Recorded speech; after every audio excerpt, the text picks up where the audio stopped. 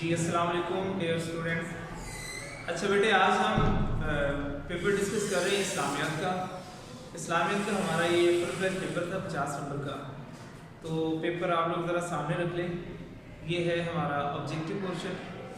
ہمارے ہیں 10 MCQs. آپ ذرا دیکھیے، پہلا MCQ ہے ہمارا اسلام کی بنیادی عقائد کی تعداد کتنی ہے؟ تو یہ ہے 5. ٹھیک ہے، 5. اس کے بعد ہمارا MCQ ہے رسول کا لفظ انبیاء کے علاوہ کس کے لیے قرآن میں آیا ہے؟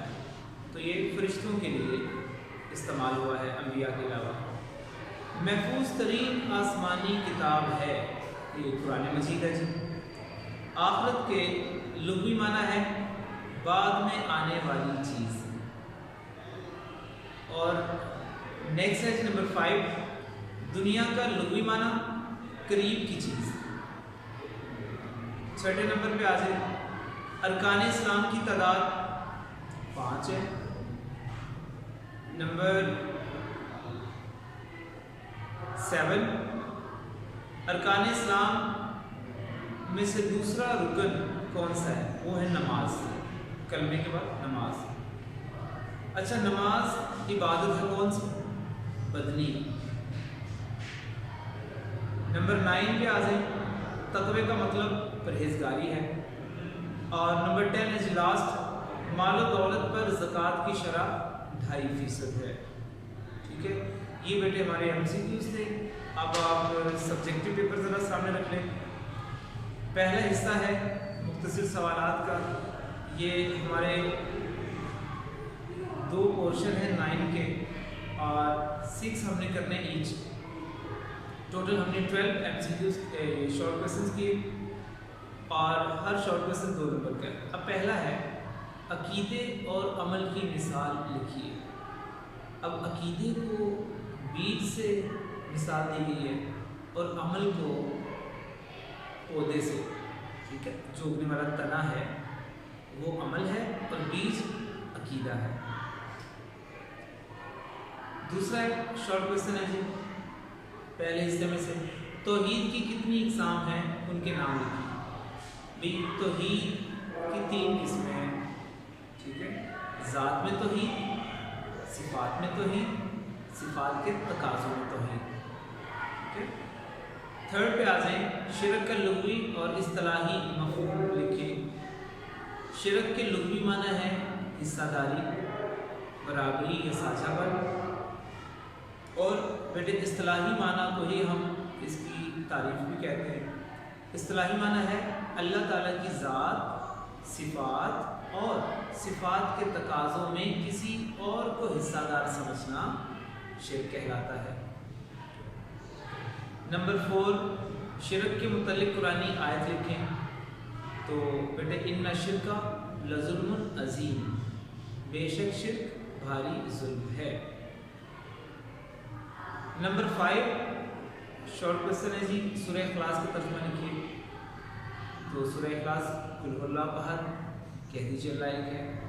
اللہ صمد، اللہ بے نیاز ہے. لم یلد، نہ اس کی کوئی اولاد ہے. ولم یولد، نہ وہ کسی کی اولاد ہے. ولم یکن لہ کفوا احد، اور کوئی بھی اس کی ہمسری کرنے والا نہیں ہے. یہ بیٹے اس کا ترجمہ ہوا سورہ اخلاص کا. نمبر 6 ہے جی رسولوں کی ضرورت کیوں پیش آئی؟ جب لوگ اللہ رب العزت کے احکامات سے بھٹکے تو اللہ پاک نے ضرورت کے مطابق ہر قوم میں رسول بھیجا. اللہ پاک نے فرمایا اور ہم نے اٹھائے ہر امت میں رسول. تو رسولوں کی ضرورت اس لیے کہ اللہ کے احکامات لوگوں تک پہنچائے جائیں. ٹھیک ہے، اس لیے رسول آئے. اور اس کے بعد ہے جی رسول اور نبی میں فرق. اب رسول اور نبی میں فرق. اب رسول 313 آئے ہیں، اور ویسے کہا جائے تو 1,24,000 کے بیش نبی آئے ہیں. تو رسول کے لغوی معنی ہے پیغام پہنچانے والا. رسول صاحب کتاب یا صاحب صحیفہ ہوتا ہے. رسول نبی بھی ہوتا ہے. اور نبی پہ آ جائے تو نبی کے لغوی معنی ہے خبر دینے والا. نبی رسول نہیں ہوتا. نبی صاحب کتاب یا صاحب صحیفہ نہیں ہوتا۔ اچھا بیٹے، اس کے بعد ہے وحی کی 3 صورتیں یا 3 شکلیں کہ وحی کن کن صورتوں میں نازل ہوئی۔ تو اللہ پاک نے فرمایا اور کسی بشر کا مقام نہیں کہ اللہ اس سے کلام کرے، ٹھیک ہے، لیکن پردے کے پیچھے سے یا دل میں بات ڈالنا یا کسی فرشتے کو قاصد بنا کے بھیجنا، یہ 3 ہے۔ پردے کے پیچھے سے کلام کرنا، کسی فرشتے کو قاصد بنا کے بھیجنا یا دل میں بات ڈال دینا۔ اچھا نیکسٹ ہے بیٹے نمبر 9، کوئی سے 2 مصارف زکوٰۃ تحریر کریں، یعنی زکوٰۃ کن میں تک خرچ کی جا سکتی ہے۔ تو 8 مصارف قرآن پاک میں بتائے گئے، ان میں سے کوئی سے 2 آپ نے بتانے ہیں، جیسے مسافروں کے لیے، جیسے قیدیوں کی رہائی کے لیے، جیسے جہاد فی سبیل اللہ کے لیے، ٹھیک ہے، جیسے زکوٰۃ کے محکمے میں کام کرنے والوں کے لیے۔ اچھا یہ 9 شارٹ کوسچن تھے، ان میں سے ہم نے 6 کرنے ہیں۔ اب دوسرا پورشن ہے، یہ بھی 9 ہے، 6 ہم نے کرنے ہیں۔ اس میں پہلے ہے صحیح سے کیا مراد ہے؟ صحیح کے لفظی معنی ہے کوشش، اور صفا و مروہ کے درمیان جو ہم چکر لگاتے ہیں حج و عمرے کے دوران، صفا سے مروہ، مروہ سے صفا، ٹھیک ہے، مکے میں جو پہاڑیاں ہیں، تو اس کو صحیح کہتے ہیں، ٹھیک ہے۔ پھر جنگ اور جہاد میں کیا فرق ہے؟ جنگ دنیاوی مفاد کے لیے لڑی جاتی ہے، اور جہاد خالصتاً اللہ کی رضا کے لیے، ٹھیک ہے، جس میں دنیا کا کوئی مفاد نہیں ہوتا، صرف اور صرف دین اسلام کی سربلندی کے لیے، اور اللہ اور اس کے رسول کے احکامات کے لیے، اور مسلمانوں کے تحفظ کے لیے جہاد کیا جاتا ہے۔ جنگ دنیا کے کسی مال کے لیے، کسی خطے کے لیے، کسی معدنیات پر قبضہ کرنے کے لیے لڑی جاتی ہے، یعنی جنگ دنیاوی مفاد کے لیے ہے، اور جہاد خالصتاً اللہ کی رضا کے لیے، اسلام کی سربلندی کے لیے۔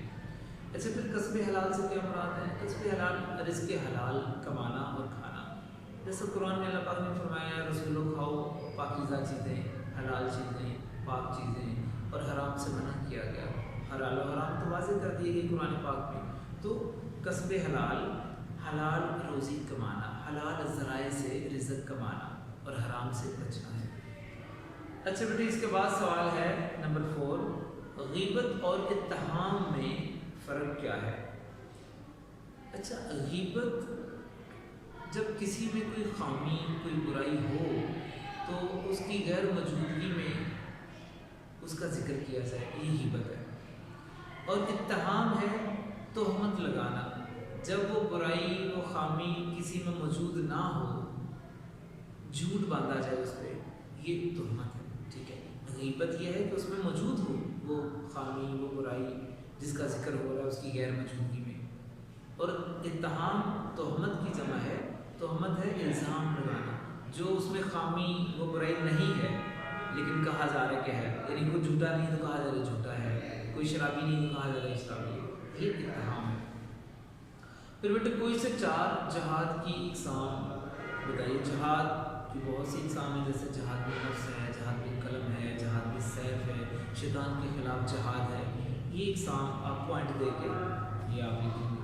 پھر بیٹے نمبر 6 ہے اس کے بعد، منافق کی نشانیاں کتنی ہیں اور کون کون سی؟ اب منافق کی 3 نشانیاں بتائی گئی ہیں۔ نشانیاں ہیں 3، قسمیں 2 ہیں، اقسام 2 ہیں، ایک اعتقادی منافق ہوتا ہے، ایک عملی منافق ہوتا ہے، لیکن ہم بات کر رہے ہیں نشانیوں کی۔ نشانیاں 3 بتائی گئی ہیں۔ ایک تو وہ خیانت کرتا ہے، دوسرا وعدہ خلافی کرتا ہے، تیسرا جھوٹ بولتا ہے۔ یہ 3 نشانیاں، جھوٹ بولتا ہے، وعدہ خلافی کرتا ہے، خیانت کرتا ہے۔ اچھا جی، زکوٰۃ کا نصاب